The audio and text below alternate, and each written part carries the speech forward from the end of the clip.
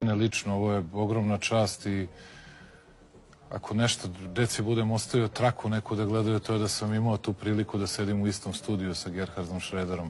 Ne znam da li ljudi u Srbiji dovoljno znaju, ali reč je o legendarnom nemačkom kancelaru.